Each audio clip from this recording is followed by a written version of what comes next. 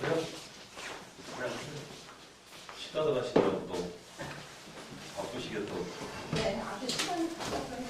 무슨 일이 필요하고.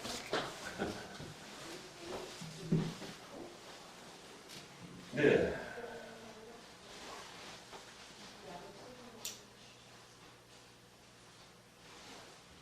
저번 시간에는 우리가 교회 회의에서 알아봤었죠. 그 회의는 니케아 회의, 그리고 콘스탄티노폴 회의. 이 회의들이 소집된 원인, 왜 이 회의가 소집되었는가, 그리고 그 회의의 결과에 대해서 알아봤었죠. 자, 그 회의에 대해서 한번 우리가 나열해 보면 가장 먼저 니케아 회의가 있었고, 그 다음에 콘스탄티노폴 회의가 있었고, 그 다음에 에베소 회의가 있었고, 그 다음 칼케돈 회의가 있었고, 그리고 제2차 콘스탄티노폴 회의가 있었고, 그 다음에 제3차 콘스탄티노폴 회의가 있었다라고 회의에 대해서, 종교회의에 대해서 그 역사적 배경과 그 원인과 결과에 대해서 한번 여러분과 살펴보았었던 시간이 있었습니다. 자, 그리고 그 시간 말미에 이제 수도원 운동에 관해서 소비에 약간 도입됐다. 그 시간을 또 마치고 해서 이 시간을 연결하기로 되어 있는데요. 자, 그래서 이 시간은 이제 수도원 운동에 관해서 여러분과 함께 살펴보도록 해보겠습니다. 자, 수도원 운동에 대해서 잠깐 저번 시간에 말씀드렸지만은 뭐 다시 한번 소대에 한번 다루고 진행해 보도록 하겠습니다. 자, 그래서 말씀드렸던 그 콘스탄틴 황제가 이제 기독교를 공인하고 나서, 자, 기독교 안에는 엄청난 변화들이 생겨났다라고 여러분께 말씀드렸었습니다. 자, 그래서 초대교회 그 성도들로부터 시작해서 그 한 300년 동안 그렇게 많은 모든 기독교 성도들이 이렇게 로마 관리들에 의해서 죽임을 당하느냐, 아니면 기독교를 배교하고 이방 종교를 따르느냐 하는 선택을 해야만 했다라고 했었죠. 자, 그래서 그 기독교가, 그런데 로마 국교가 되고 나서는 그와 같았던 핍박이 갑자기 사라지게 되었다는 것입니다. 자, 이것을 하나님께서 허락하신, 어떻게 보면은 축복이며 새로운 어떤 경륜이라고 또 변화에 맞이하는 사람들도 있었습니다. 자, 그러나 다른 한편에서는 이 기독교가 변질되고 타락되는, 즉 부와 명예와 권세라는 게 다가오기 때문에 타락되고 어떻게 보면 위기라고 비판하는 사람도 있었다는 것입니다. 자, 물론 자유롭고 어떤 국교가 되는 그런 격상되는 그런 환경에 다가섰지만은 이게 차치 좋은 것 같지만 오히려 기독교 역사에서 퇴보하는 어떤 그런 계기도 된다라는 것을 양면적 시각을 우리가 바라보면서 해석을 했었습니다. 자, 세상을 비판하는 사람들의 입장에서는 기독교가 국교가 된 후부터는 권력의 보호 아래, 즉 힘의 권력의 보호 아래 이렇게 점차 세상으로, 즉 세속화되어가는 모습으로 판단했었습니다. 자, 그 전에 핍박당했을 당시에는 교회 문은 굉장히 좁고 찾아오는 이도 적었습니다. 그러나 이 기독교가 국교가 되고 나서는 문이 개방되고 많은 사람들이 몰려오고 수많은 군중들이 이렇게 다가오는 그런 형편이 되었다라는 것입니다. 자, 그래서 교회에 지도하는 자들, 즉 감독들, 이 사람들은 보다 높은 자기의 위치를 격상시키기 위해서, 높은 자리에 앉기 위해서 경쟁을 하였고, 자, 교회는 이렇게 가난하고 힘없는 사람들보다는 부유하고 권력 있는 그런 사람들의 모임체가 되었다라고 말씀을 드렸었습니다. 자, 그래서 교회가 이렇게 변화되는 가운데 뜻이 있는 사람들은 어떻게 이 같은 상황 속에서도 진정한 성도가 될 수 있었겠는가를 생각했다라는 것입니다. 자, 교회가 세속화되고 후퇴되고 이런 상황 속에서 그래도 진정한 신앙을 가진 사람들은 어떻게 이렇게 신앙을 진정한 성도로서의 길을 갈 수 있겠는가라는 생각을 하게 됐다는 것입니다. 자, 교회가 세상 정치와 야합을 해도 되는가? 자, 교인들도 세상과 마찬가지로 사치와 허영을 용납해야 하는가? 자, 그래서 많은 교회 지도자들이 사치스러운 자택에서 이렇게 허위 호식을 하는 것과 같이 신앙의 선배들이 어떤 순환의 삶을 살았는가, 그런 것을 어떻게 설명해야 하는가, 이 같은 당연한 사실 앞에서 이렇게 많은 생각들, 차츰 새로운 각성되는 그런 생각들이 일어나기 시작했다는 것입니다. 자, 이때 교회 안에서는 결혼하지 않는 이들이 주님을 보다 자유롭게 섬길 수 있다라는 그 바울의 말씀이죠. 고린도전서 7장 8절 같으면 그게 그 바울의 말씀에 근거해가지고 이제 금욕주의 현상이 나타나기 시작했다는 것입니다. 또 독신주의에 대한 어떤 그런 충동은 주님의 임박한 이런 재림에 관한 기대감으로 인해서 더 크게 작용하기도 했다라는 것입니다. 자, 그리고 또 밖으로, 기독교 밖으로 변질된 신앙들이죠. 영지주의나 또 스토아 학파들, 이단 사상을 가지고 있는 사람들이죠. 그런 사람들의 영향도 컸다라는 것입니다. 자, 그들은 육체야말로 영혼의 감옥이므로 진정한 자유를 누리려고 한다면은 정욕을 다스려야 한다라고 믿었습니다. 자, 이와 같은 내외부적인 어떤 그런 영향으로 박해 중에는 순교가 미덕이었던 것처럼 이렇게 평안하고 평화로운 시대는 순교 대신 오히려 금욕주의가 크게 부상하기 시작했다라는 것입니다. 자, 이 같은 영향으로 이제 독신은 물론 금식과 금욕을 예찬하는 그런 수동 운동이 이제 새로운 영적 유토피아로 등장하게 된다는 것입니다. 자, 그래서 독신 성직자들, 그리고 결혼을 멀리하는 그런 구별된 사람들, 그리고 인가가 멀리 떨어진 깊은 산 속에서 은둔자의 생활하는 모습으로 변화되어 나타나기 시작했다는 것입니다. 자, 그래서 그 당시 수도사라는 단어는 헬라어로, 즉 고독을 의미하죠. 헬라어로 모크라고 그러는데 이걸 풀이한다면 고독을 의미하는 모나코스에서 유래된 어원입니다. 이 수도사라는 단어가. 자, 그래서 처음 수도사들은 인간을 떠나서 홀로 외로이 고독을 찾는 생활을 해 나갔습니다. 그 후에 이제 혼자 거주하는 그런 사람들, 그런 수도사로서 은자라고 그러죠. 은밀하게 생활하는 사람들, 은자, 그 은자를 붙여가지고 은자라고 하는데, 이 말은 도망하는 사람, 회피하는 사람, 이렇게 그런 의미를 나타내는 사람으로 불리어졌다라는 것입니다. 이렇게 그 당시 교회라는 어떤 기독교 환경에서 암울하고 박해했던 그 신앙에서 국교가 됨으로써 기독교의 위치가 격상됨으로써 이런 여러 가지 혼란스러운 생각들이 나타나기 시작했다라는 것입니다. 그래서 수도원 운동으로 발전하는 그런 계기가 됐다는 것이죠. 자, 그래서 이 수도원 운동에서 가장 앞장서고 또 계기가 된 사람, 그 사람들에 대해서 한번 또 알아보도록 하겠습니다. 지금 한 사람을 적어놨는데 안톤이라고, 이 사람이 최초의 수도원 생활을 했던 사람으로 기록되어지고 있다라는 것입니다. 자, 이 최초의 수도사 또는 은자라고 했었죠. 이 은자라고 불리는 사람은 누굴까? 지금 바로 1항에 적혀있는 바로 안톤이라는 사람입니다. 자, 여기에 대해서는, 자, 그 전에 그 당시에 교구이자 신학자인 제롬이 쓴 바울이죠. 폴이라는 사람의 전기와, 그리고 저번 시간에 말씀드렸던 그 아타나시우스라는 사람이 있었죠. 여러 번 쫓겨가고 복귀했던 그런 신앙인이죠. 이 아타나시우스 같은 이 안톤이라는 전기가 있습니다. 자, 폴이라는 얘기는 거의 전설같이 가깝고, 지금 말씀드린 안토니가 비교적 소상하게 이 사람에 대해서 전해져 내려오고 있다라는 것입니다. 자, 이 안토니는 250년경에 이집트의 나일 강변에서 작은 촌락인 코마에서 태어났습니다. 자, 부유한 가정에서, 그리고 태어난 그가 부모가 일찍 죽으면서 남겨놓은 유산을 가지고 평생 살 수가 있었습니다.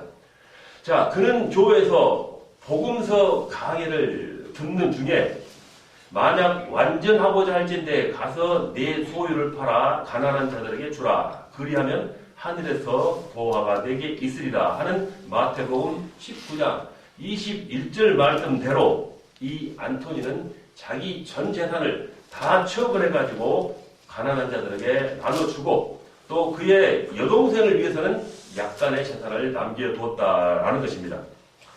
그런데 그 후에 또 내일 일을 위하여 염려하지 말라라는 이 마태복음 6장 34절의 말씀을 듣고 여동생의 그 몫까지 전부 그 재산을 처분하고 그녀를 조에다 맡긴 후에 이제 사막으로 향해 떠났다. 이런 생활의 모습을 보였던 안토니라는 것입니다. 자, 그래서 초기에는 이렇게 동네를 떠나 수도 생활을 하는 노인과 함께 생활하다가 다음에는 이제 더 멀리 떨어진 무덤가에 가서 생활을 하기 시작했다라는 것입니다. 자, 이 무렵 그는 처분한 전 재산과 옛날에 그 쾌락을 즐겼던 그 당시 세상에서 살아갔던 그런 마음 때문에 또 어떤 그 시험에 당한 어떤 많은 환상 때문에 악마의 환상 때문에 많이 시달리면서 이런 생활을 했다라고 또 전해지고 있는 것입니다. 자, 그는 다시 더 깊은 사막에 버려진 성체에 들어가서 생활을 하면서 기도와 명상 그리고 지혜를 구하는 그런 생활을 해 나갔습니다. 자, 그런데 이 수도 생활에 관한 어떤 지식과 호기심으로 그를 찾는 방문객이 이렇게 그치지 않았다는 것입니다. 자, 이러한 안토니 같은 신앙이 있는데 이렇게 수도 생활하며 신앙생활 한다더라 하는 것이 소문이 나니까 많은 사람들이 그에게 찾아왔다라는 말인 것입니다. 그래서 이 방문객들에게 이제 시달리지 않으려고 이제 여러 번 거처를 옮겼지만 계속해서 그래도 이 방문객들이 찾아오고 늘어난다는 것입니다. 그래서 이 안토니는 2차례 대도시 알렉산드리아를 방문해가지고 오히려 성도들을 격려를 했습니다. 그래서 그는 결국 356년 106세의 장소를 누리고 자기 매장제를 비밀로 한 채 세상을 떠났습니다. 자, 이가 수도생활의 가장 첫 번째 어떤 그런 선을 그었던 인물로 남겨지고 있다라는 것입니다. 자, 그래서 이 안토니의 전기에 의하면은 이 무렵에는 사막에서 운동 생활을 하는 사람이 많이 있었다는 것입니다. 많은 수의 남녀들이 있었습니다. 자, 그들은 바구니와 멍석을 짜가지고 빵과 기름을 바꾸어 물물 교환으로 바꾸어 가면서 생활을 해 나갔답니다. 자, 이들의 재산은 최소한의 의복과 옷과 그리고 깔고 잘 가마니에 불과했습니다. 그것이 그 당시 그들의 가장 전 재산이었다는 것입니다. 자, 이들 중 대부분은 교만의 근원이 될 수 있는 서적의 소유를, 그런 어떤 서적을 가지고 있는 것을 배기했겠습니다. 그래서 이들은 오로지 자기들의 기억만을 가지고 성경 전체를 가르쳤습니다. 자, 이와 같은 안토니의 전기는 당시뿐만 아니라 그 후세도 깊은 감동을 불러 일으킴으로써 이제 안토니의 그런 경험을 모델 삼아서 수도자가 되려는 사람들이 점차 많아졌다라는 것입니다. 자, 어거스틴도 그가 쓴 참회록에서 이 안토니의 전기로 감동받았던 내용을 언급하고 있다라는 것입니다. 자, 이가 바로 최초의 수도자 안토니라는 그런 인물이었습니다. 자, 그 다음 또 수도원의 또 어떤 운동에 있어서 앞장선 또 하나의 인물을 말씀드린다면 두 번째로 파코미우스라는 인물이 있습니다.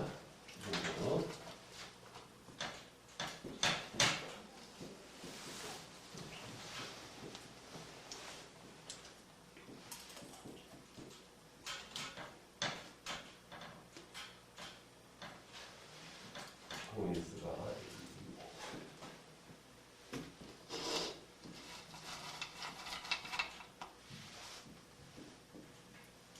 이렇게 살았던 인물이죠. 자, 이 안토니라는 최초의 수도사 이후에 또 파코미우스라는 이런 또 그런 수도원 생활에 앞장섰던 인물이라는 것입니다. 자, 이 파코미우스는 주후 286년경 이집트의 조그마한 촌락 테바이드라는 곳에서 태어났습니다. 자, 그는 이교도 부모 밑에서 신앙이 없이 성장했고 군대에 들어가서 기독교를 접하게 됐다 하는 그런 배경을 가지고 살아갔습니다. 자, 그래서 군대에서 나와서, 즉, 제대 후에 이제 침례를 받고, 그 당시 은둔성자, 그도 역시 은둔자라죠. 아까 은자라 했던 그런 사람들, 자기 홀로 숨어서 멀리 인간과 세상에 좀 벗어나서 신앙생활에 나갔던 그런 사람들, 은자라고 그랬죠. 이런 은둔성자 팔레모를 찾아가가지고 수도 생활의 기초를 이제 7년 동안 닦았습니다. 자, 그래서 그는 은둔 생활을 이제 떠나서 여러 사람이 함께 사는 공동 생활의 수도 운동을 시작합니다. 자, 개인적으로 은둔 생활을 벗어나서 공동체적인 모습으로 수도 생활을 해나가는 그런 방향을 잡았다는 것입니다. 자, 그래서 이러한 시도를 했는데 몇 차례의 시도 끝에 325년 나일강 타벤니시 섬에다가 이제 큰 공동체를 이룰 수 있는 수도원을 세웠다라는 것이죠. 자, 이 수도원에 가입하고자 하는 자는 전 재산을 완전히 포기하고 또 상사에게 절대 복종을 서약하고 구성원들은 모두 육체 노동을 하고 주어진 일에는 그 어떤 사역도 거부할 수가 없었다라는 것입니다. 자, 또한 명령자라도 하급자들을 섬기한다라는 그 정신으로 임해야 한다는 그런 어떤 규율을 갖춘 그런 수도원의 모습이었다라는 것이죠. 자, 그래서 이들의 생활은 크게 두 가지로 나눌 수가 있었는데 하나는 노동하는 일이고 또 다른 하나는 예배하는 일이었습니다. 자, 이들의 생활의 이상은 쉬지 말고 기도하라. 데살로니가전서 5장 17절 그 말씀이죠. 이게 그 사람들의 생활의 이상이었다는 것입니다. 이에 따라서 작업 중에도 시편을 노래하고 성경 구절을 암송하였으며 또 소리를 내거나 아니면 침묵으로 또 기도 생활을 해 나갔다라는 것입니다. 하루에 2번씩은 공동 기도 시간이었고 아침에는 전체 수도자들이 다 모여서 기도하고 찬송하고 성경 봉독을 경청하였다는 것입니다. 저녁에는 이제 소그룹으로 모여서 자기들 숙소 내에서 예배를 드렸다라는 것이죠. 자, 그래서 이들에게는 이와 같은 조직력이 있어서 수도원 원장 혹은 대원장이 있고 그 밑에는 각 기숙사마다 사감이 있었다라는 것이죠. 자, 이렇게 조직적으로 수도원의 규칙을 최초로 제정한 이 파코미우스는 348년에 그가 죽을 때까지 10개 가까운 수도원을 세웠다라고 전해지고 있는 것입니다. 자, 이 파코미우스의 어떤 특징으로 보면 공동체 생활을 할 수 있는 수도원을 최초로 세웠다. 그것도 10개나 세웠다라는 그 부분이 이 사람의 어떤 특이한 어떤 삶의 부분이 되기도 하겠습니다. 자, 세 번째로 드릴 또 수도가 있죠. 그것은 뭐냐면 좀 우리가 표현하기 좀 재미있다고 할까요? 그거 벌써 좋습니다. 자, 그 다음 누굴까요?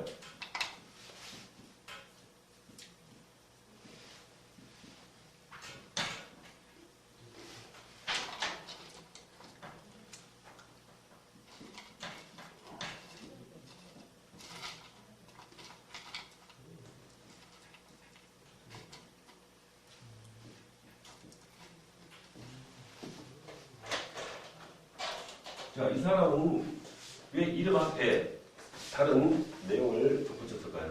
자, 기둥 위에 시몬이라는 그런 수도자입니다. 이 사람도, 이 인물도 그 당시에 수도원의 어떤 그 역사에 있어서 한 크게 획을 그었던 인물로 남겨지고 있죠. 자, 그 내용을 우리가 한번 알아본다면, 자, 이제 수도원 생활하고 수도자들이 많아지고 이렇게 어떤 신앙생활의 모습들이 그 당시 환경 여건에 비해서 생겨나기 시작했다라고 말씀드렸었죠. 자, 그래서 이렇게 고행을 하면서 수도 생활을 하는 사람들의 양상은 점차 다양해졌다라는 것입니다. 그 중에 가장 특이한 것은 들에 기둥을 세우고 그 위에서 일생을 사는 주상성자들이었다라는 것입니다. 자, 그 중에 한 사람이 이 시몬이라는 얘기죠. 들에 기둥을 세우고 그 위에서 생활하는 것. 이걸 주상성자라고 그러죠. 자, 이 시몬은 시리아 사람이었습니다. 그는 원래 먹동이었지만은 그 수도사들의 전기를 읽고 책을 읽고 감동을 받아서 나도 수도사가 되었다 하는 그 마음을 먹었다라는 것입니다. 그 결심을 하였죠. 자, 그는 수도원에서 40일 금식 기도를 여러 번 시도하다가 건강이 망쳐지가는 그 단까지 이르는 그런 생활을 해 나갔다 하는 것입니다. 자, 그의 이러한 극단적인 금욕 생활은 단체 생활에 지장을 주었기 때문에 수도원에서 추방을 또 당하고 말지요. 자, 그래서 이 시몬은 산속 깊이 들어가서 세 줄로 발을 묶고 고행을 계속해 나갔습니다. 자, 그것으로도 만족을 못 얻은 그는 이제 423년부터 안디옥 동쪽 16마일 부근에 있는 들에 기둥을 세우고 그 위에서 30년간을 운동 생활을 했다라는 것입니다. 그는 짐승 가죽 옷을 입고 또 세 줄로 목에 감으면서 그런 환경 여건에서 자기 스스로 살아나갔다는 것입니다. 자, 제자들이 올려주는 음식으로 연명을 하면서 날마다 순교적 각오로 고행을 계속해 나간 것입니다. 자, 그는 기둥가에 울타리를 또 만들어가지고 그 안으로 사람들이 접근한 것을 또 막았다라는 것이죠. 그래서 많은 사람들이 그의 소문을 듣고 이제 그를 구경하러 그를 찾아가서 보고 그의 초인적인 그런 금식 생활에 감탄을 해 나갔습니다. 자, 시므온이 올라선 기둥의 높이가 처음에는 한자 남짓이 되었지만은 나중에는 6자 그리고 또 그 이상의 높은 기둥 위에서 살아가게 되었습니다. 그만큼 사람들과 멀리하기 위해서 그와 같은 행동을 했다라는 것이겠죠. 자, 이 같은 시므온의 고행에 감동을 해서 콘스탄틴의 다니엘, 시리아의 제2의 시몬 등 그 밑을 따르는 제자들이 생겨나기도 했다라는 것입니다. 자, 그들은 기독교를 크게 오해를 해서 동방의 고행 종교 있죠. 인도라든가 그런데 자기를 고행하면서 쓰는 그런 신앙 모습입니다. 동방의 고행 종교와 유사한 것처럼 여긴 변형된 이기적 영웅주의자들로 변화되고 나갔다는 것입니다. 자, 그래서 이와 같은 그런 시대적 상황과 또 신앙적인 어떤 기독교의 변화된 모습 때문에 이렇게 아까 말씀드렸던 수도원 생활을 이렇게 추구하고 또 그와 같은 생활로서 자기 신앙을 이끌어 나간 사람이 점차 생겨났다라고 지금 말씀드린 것입니다. 자, 그래서 기둥 위에 시몬, 특이한 고행 생활했던 그런 모습을 여러분과 함께 다뤄봤습니다. 자, 그 다음에 다뤄볼 인물은 두 번째로 제롬이 되겠습니다.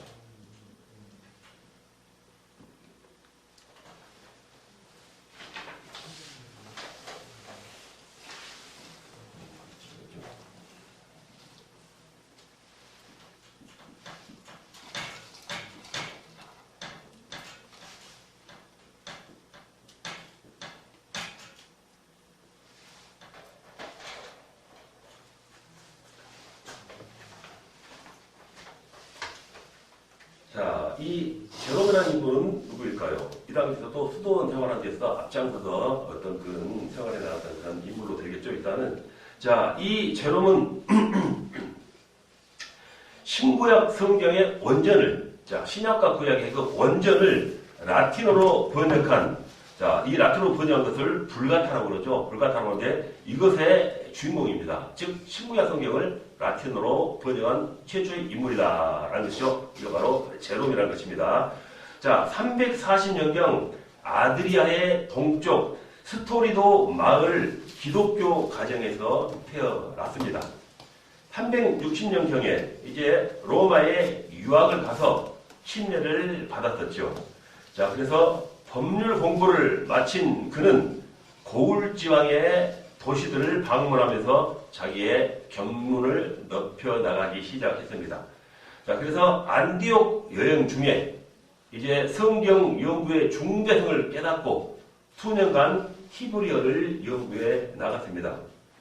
자, 그래서 주 379년에 안디옥에서 장로 안수를 받고 382년에는 로마로 건너가서 로마 감독 다마커스의 인정으로서 그 신학의 고문이 되었습니다.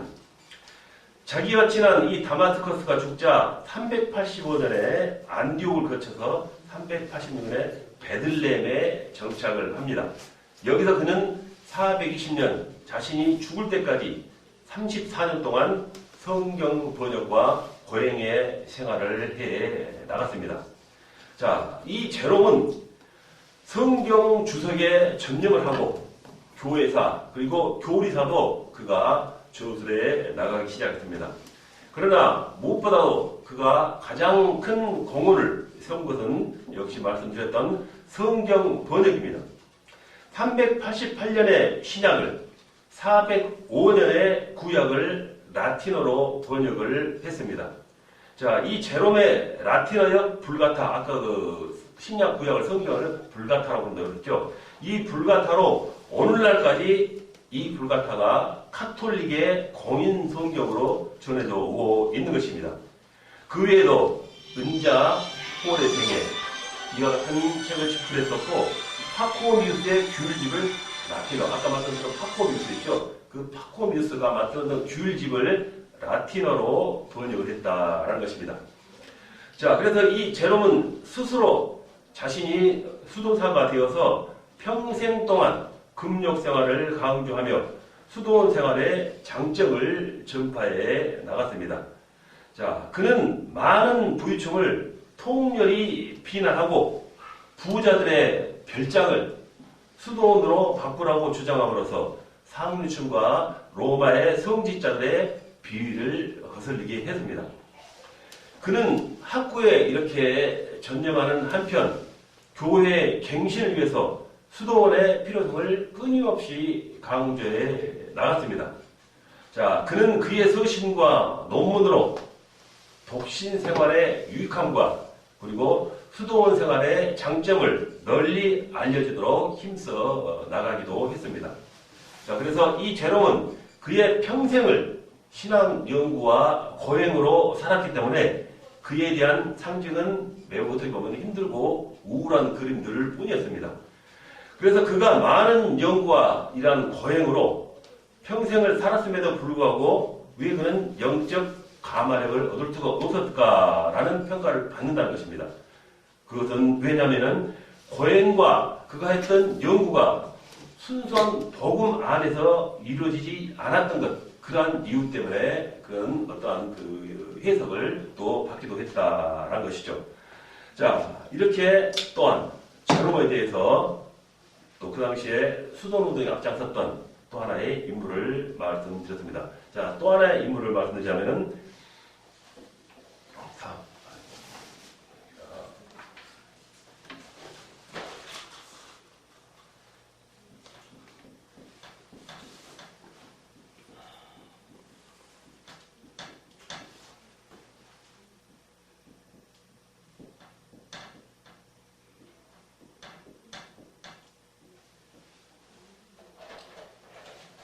수도운동에 앞장섰던 인물 중에서 다섯 번째로 한번 이 베네딕트에 대해서 한번 살펴보도록 하겠습니다. 자, 서방교회는 동방교회가 있고 서방교회가 있죠. 자, 이 베네딕트는 서방교회 안에서 수도원을 개척한 인물입니다. 그는 480년경에 이탈리아에 있는 누르시아에서 태어났습니다. 일찍이 그는 로마에 진출해가지고 공부하는 중에 로마 시민들의 타락을 보고 크게 실망을 했습니다. 그래서 그는 로마 동쪽에 있는 수비아코라는 고산 동굴 속에 들어가서 3년간 고생과 명상에 힘을 써 나갔습니다.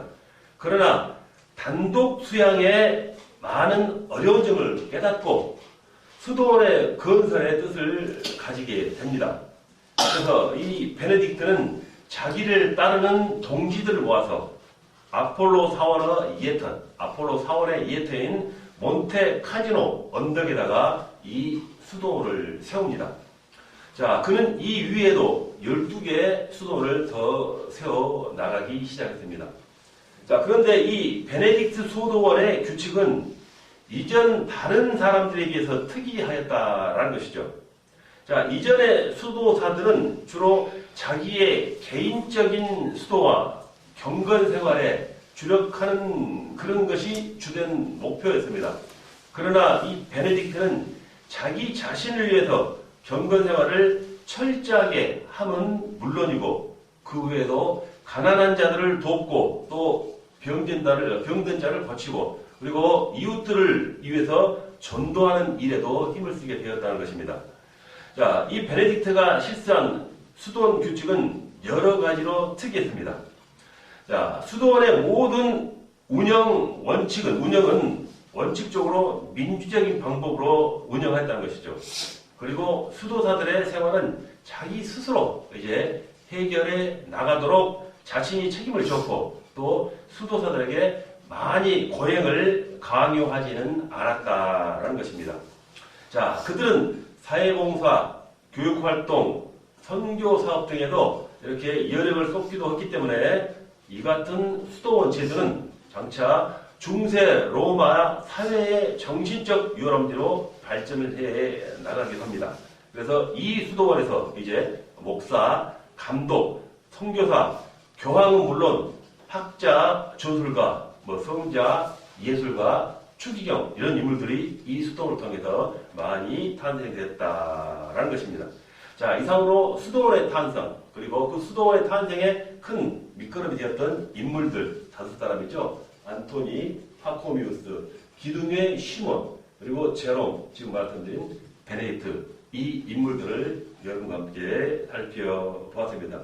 자, 이렇게 지금 제4항에 있었던 수도원 운동에 관한 부분을 마치도록 하겠습니다. 자, 이 다음에는 5항, 5번째로는 이단 사상의 발생에 관해서 여러분 한번 연구해 보도록 하도록 하겠습니다.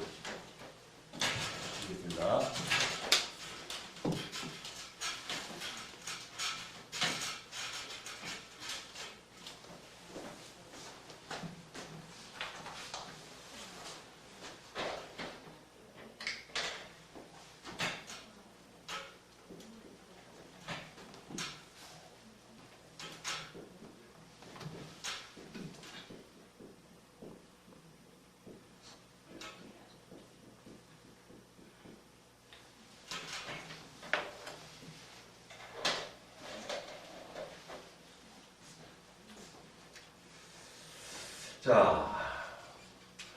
자, 오늘날 우리 주변에 보면은,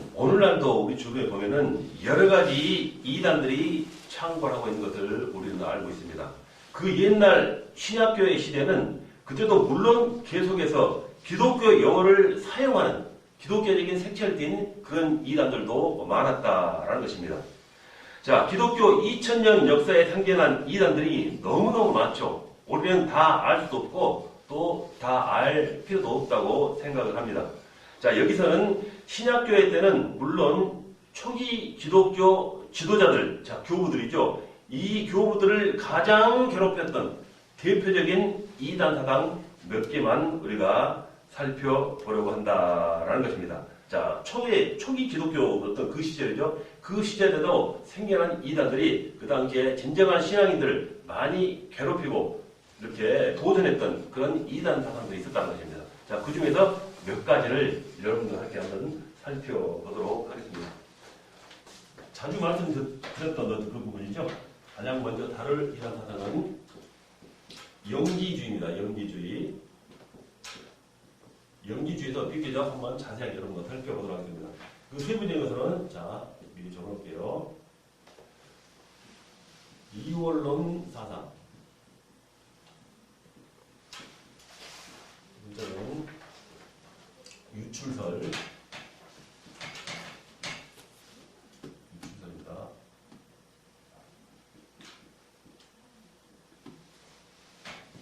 가현설.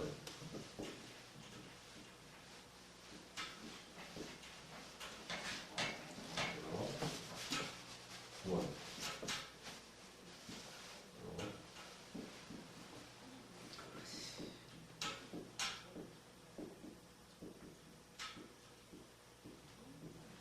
자, 여기서는 우리가 지금 정통적으로 가지고 있는 그 구원론이 아닙니다.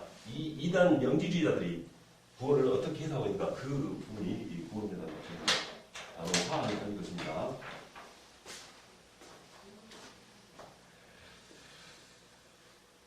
네. 아까 말씀드린 대로 이 초대교회가 가장 큰 어려움을 당했던, 어려움을 많이 주었던 이단 사상 중에 하나가 바로 이 영지주의입니다. 자, 이 영지주의의 발생의 원인은 고대적, 그 당시의 정신적 세계가, 정신적인 어떤 그런 문제들이 고갈로 인해가지고 깊은 불안이 팽배했었던 것으로 볼 수가 있습니다. 자, 이 무렵 유대교의 뿌리를 둔, 유대교의 뿌리를 둔 영지주의는 동방의 신비 종교와 헬라의 플라톤 철학 등을 또 그리고 혼합하고 또 기독교적인 요소까지도 이런 여러 가지 어떤 그런 신앙들을 포함시켜가지고 강력한 혼합주의적인 어떤 그런 모습으로 등장을 해 왔다는 것입니다.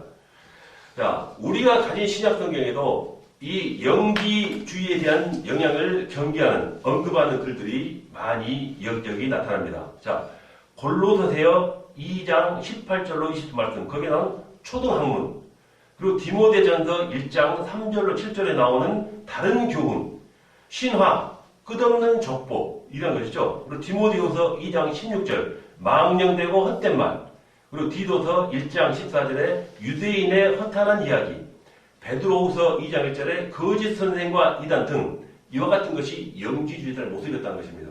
자, 이 같은 영지주의는 2세기 때에도 기독교에 많은 영향을 미칩니다. 자, 그렇다면 영지주의가 무엇이길래 그 당시 사도들이 그렇게 격렬하게 그들과 싸우는가 하는 것이죠.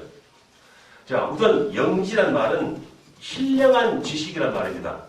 신령한 지식이란 뜻인데 이 말의 어원은 헬라의 그노시스, 즉 지식이란 말에서 나왔습니다.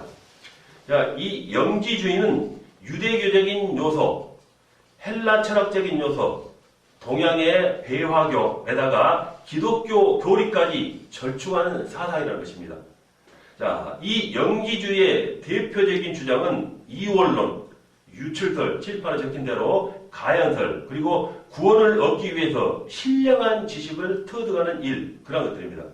자, 이러한 것들에 대해서 한번 여러분과 간단하게 설명을 하고 넘어가도록 하겠다는 것입니다. 자, 가장 먼저 이원론 사상입니다. 자, 모든 것의 기원을 두 가지로 본다는 것이 이원론 사상입니다.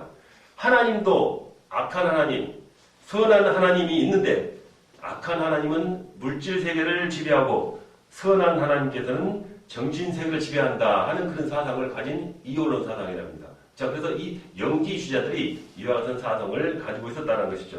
두 번째는 유출설이죠. 유출설은 이 영지주의자들에 의하면은 천지개벽 후에 하나님에게서 많은 신들이 떨어져 나가서 유출됐다라는 것입니다. 최고의 선한 하나님께서 긴 세대를 거치는 동안 신이 떨어져 나와서 또 다른 신이 되고 또 다른 신이 되고 그 신은 또 긴 세대 후에 또 떨어져 나간다라는 그런 설이죠. 이렇게 거듭된 유출에 의해서 맨 마지막 신은 처음보다 저급한 신이 됐다라는 것이죠. 그리하여 맨 마지막 신의 이름은 데미울고스라는 것이죠. 이 신이 구약에서 말하는 여호와 같은 창조이다라고 해석을 합니다. 이 여호와는 조물주와 같고 창조주보다 못한 신이다. 이 데미울고스는 물질계를 지배하고 창조주는 정신계를 지배한다. 따라서 신령한 정신계를 지배하는 창조주 하나님이 조속한 물질에 불과한 인간의 몸으로 성육신했다는 것은 전혀 틀린 말이다. 이와 같은 것을 주장하는 그들이죠. 자, 이것이 바로 유출설을 주장하는 영지주의자들의 해석이라는 것입니다. 자, 방금 말씀드렸던 성육신을 철저하게 배격하고 받아들이지 않은 그들이라는 것입니다. 자, 세 번째는 가연설. 절대적인 존재인 하나님께서 유한한 존재인 인간이 될 수가 없다. 예수 그리스도가 인간의 몸을 입은 것은 그가 진짜 인간이 아니며 하나님으로서 다만 인간처럼 보였다가 사라진 것뿐이다. 이렇게 해석합니다. 이것을 가연설이라고 그러죠. 이들이 또 하나의 주장으로 내세우고 있는 것입니다. 자, 그렇다면 그들이 가지고 있는 구원은 어떤 모습일까요? 하는 부분은 잠시 쉬었다가 다음 시간에 진행하도록 하겠습니다. 자, 수고하셨습니다.